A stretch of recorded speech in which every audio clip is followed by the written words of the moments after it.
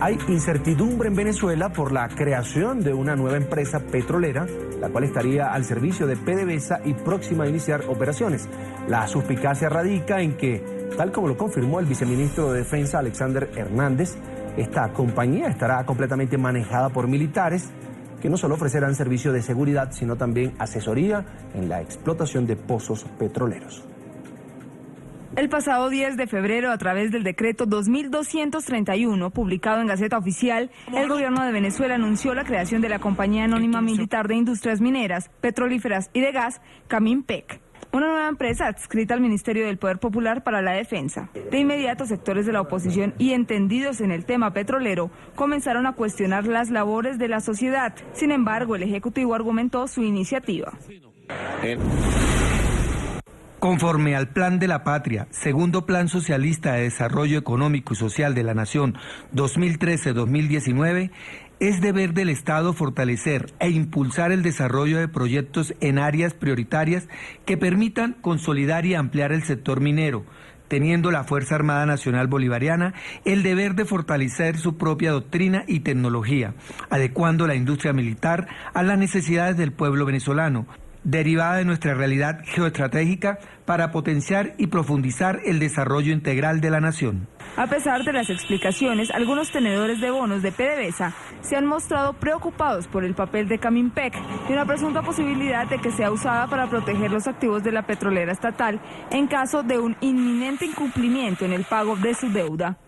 Para desmentir estos señalamientos, el viceministro de Defensa, Alexander Hernández, afirmó que no se trata de una compañía alterna, sino más bien de una prestadora de servicios adjunta. Yo diría que esta es una empresa paralela a PDVSA, más bien es una empresa al servicio de PDVSA, que es diferente a los servicios de Caminpec, que son muy amplios. La parte de seguridad va a estar asociada porque la empresa es de la Fuerza Armada. Esa es una obligación, pero la compañía también contempla dar servicios en las tareas de explotación y perforación de pozos petroleros y la distribución de crudo. Y son precisamente estas tareas fuera de la convencionalidad de las labores militares las que han creado un cerco de dudas alrededor de la empresa. En la tarde fin de semana, el exdirector de PDVSA, José Toro Hardy, advirtió el peligro que puede representar Caminpec. Y es que el gobierno ha creado una suerte de PDVSA paralela, pero en manos de las Fuerzas Armadas. Pareciera que lo quieren hacer a través de las Fuerzas Armadas. Es una empresa cuyo presidente, a quien le rinde cuentas, no es el ministro de Energía y Minas, sino el ministro de la Defensa. Eso es bien extraño, cuando menos. Despertaría muy poca credibilidad en manos de posibles inversionistas.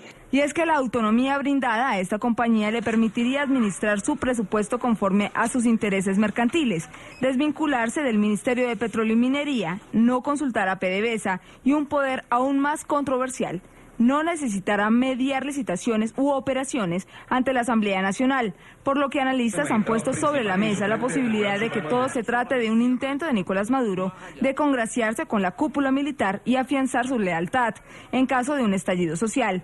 Por lo pronto, se sabe que la empresa comenzará a funcionar a finales de marzo o principios de abril, sin precisar cuáles serán sus primeros proyectos. Diego Moya Ocampos, analista senior para Latinoamérica en riesgos políticos y seguridad de IHS Global Insight, está en Londres, Inglaterra, y quiero desearle una buena noche y agradecerle que esté con nosotros, por supuesto, aquí en el programa. Encantado de estar en tu programa. Un placer.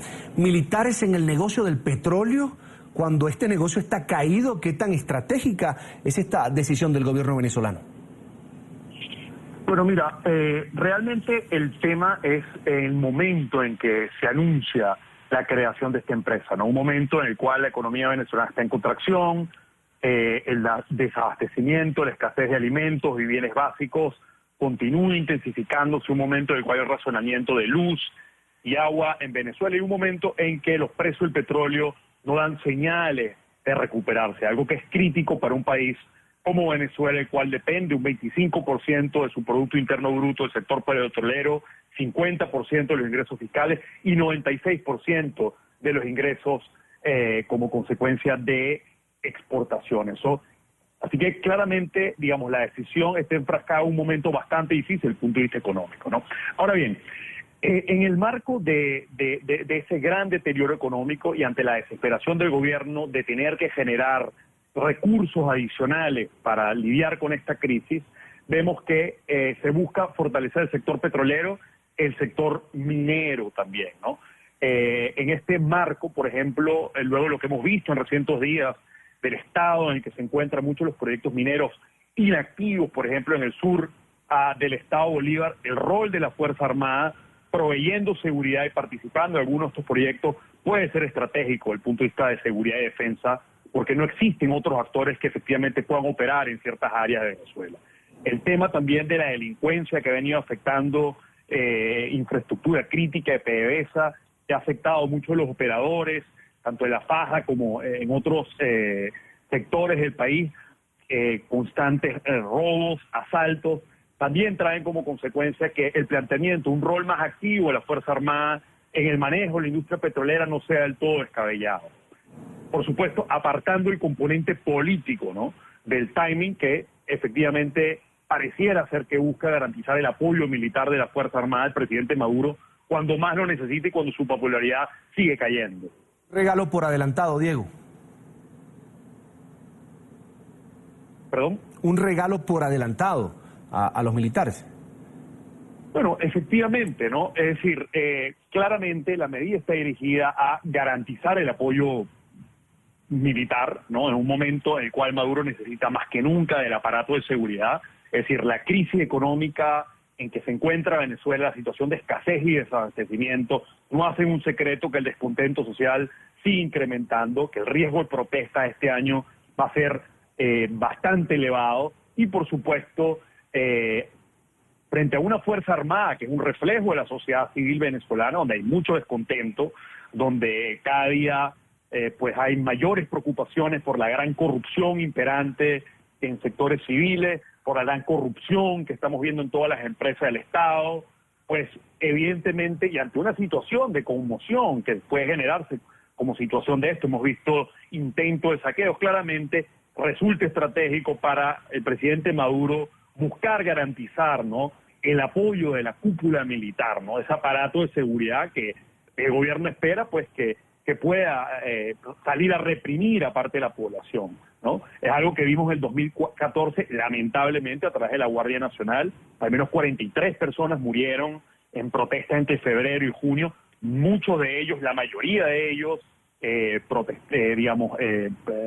manifestantes, estudiantes, miembros de la sociedad civil, y yo creo que el gobierno se está preparando para un escenario de eso, ¿no? El año pasado, en enero, se aprobó una resolución que autoriza el uso de la fuerza letal en contra de las protestas. Claramente un momento cuando el tema de la escasez y el desabastecimiento comenzaba a irse de las manos del gobierno. En este momento la situación está total y absolutamente fuera de control. El tema del desabastecimiento afecta a todos los sectores del país y lamentablemente la Fuerza Armada, las familias que integran la Fuerza Armada también están siendo afectadas por esta situación de desabastecimiento, ¿no? Es solamente una cúpula militar, digamos, la que no se ve, digamos, tan expuesta, digamos, a esta problemática económica del país, ¿no? Pero digo, adicionalmente el componente, digamos, político, se entiende, digamos, por ejemplo, si el gobierno efectivamente, como está tratando de reactivar el sector minero, digamos, requiere efectivamente la participación activa de sectores militares, porque son los únicos que pueden garantizar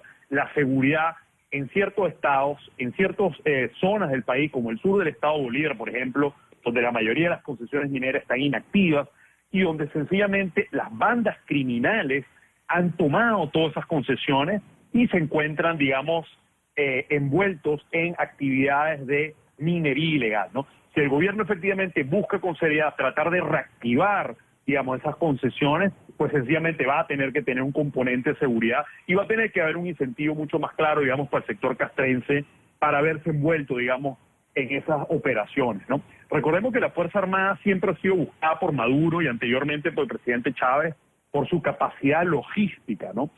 Otra cosa que, por supuesto, hay muchos ingenieros muy capaces, ¿no? Al margen, por supuesto, digamos, de la politización lamentable que hemos visto en estos años, siempre la Fuerza Armada ha sido una institución bastante sólida, fuerte, desde el punto de vista logístico, ¿no? Así que desde el punto de vista de seguridad sí tiene cierto sentido, digamos, la creación de esta empresa, Si bien, por supuesto, reconocemos el componente político del apoyo militar y, por supuesto, también bastantes preocupaciones de los mercados, de los inversionistas, de que esta empresa pueda utilizarse para tratar de proteger activos de Venezuela o de PDVSA ante un eventual default, ¿no? Que todavía no lo vemos tan claro a fines de año, a pesar de que vemos que el riesgo de default sigue creciendo e incrementándose, ¿no? Diego, que una empresa pública tenga tal autonomía como la que se ha dado a esta, que no ha comenzado operaciones, pero lo hará próximamente, ¿no la hace más vulnerable a la corrupción o frente a la corrupción? Bueno, mira, Venezuela lamentablemente, de acuerdo a Transparencia Internacional, se ha convertido en el país más corrupto de la región, conjuntamente con Haití, que como bien sabemos es un país que ha sido bastante afectado luego del terremoto, ¿no? Un país que todavía no ha podido sobrellevar, digamos, su problemática, ¿no? Evidentemente, en Venezuela hay un gran problema de corrupción. Hemos visto, digamos, el deterioro significativo. Hemos visto altos personeros del gobierno y altos sectores, miembros de los cuerpos de seguridad altamente envueltos en tema de corrupción.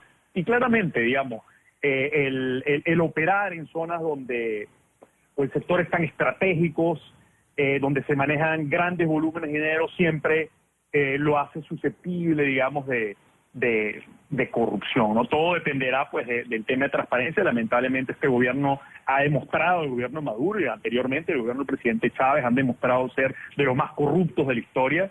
Y, por supuesto, la creación de esta nueva empresa, pues, la hace vulnerable al tema de la corrupción, ¿no? Hemos visto bastante corrupción en PDVSA, lamentablemente, y ahora con la creación de esta empresa, pues ciertamente existe la posibilidad de hayan acto de corrupción. Yo le quisiera dar un voto de confianza a esta nueva empresa que recién se crea, ¿no? No adelantarnos a esta situación, pero claramente, digamos, por la dinámica, la diatriba que hemos visto en los últimos años, claramente el tema de corrupción es algo que preocupa, ¿no?